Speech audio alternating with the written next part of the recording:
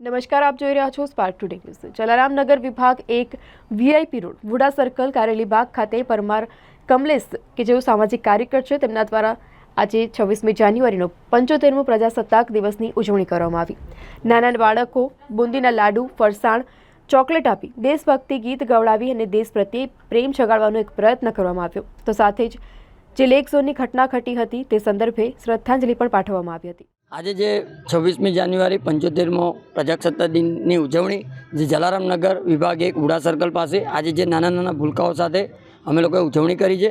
સાથે જે કહેવાય છે કે નાના ભૂલકાઓને જે દેશ પ્રત્યે લાગણી, દેશભક્તિ ગીતો સાથે દેશભક્તિ પ્રેમ કઈ રીતે આપણે હોવો જોઈએ એની સંપૂર્ણ જાણકારી પણ આપી હતી। સાથે જે કહેવાય છે કે નાના ભૂલકાઓને બુંદીના લાડુ, ચોકલેટ સાથે ફરસાણ વિતરણ કરી અને તેઓને એક દેશભક્તિ પ્રત્યે પ્રેમ જાગે એ રીતનું અમે એક આયોજન કર્યું હતું। સાથે ખાસ કરીને જે હાલમાં જે વડોદરા શહેરની અંદર જે ઘટના ઘટી છે ત્યારે અમે નાના ભૂલકાઓને સાથે રાખીને શ્રદ્ધાંજલિનો કાર્યક્રમ પણ રાખ્યો હતો।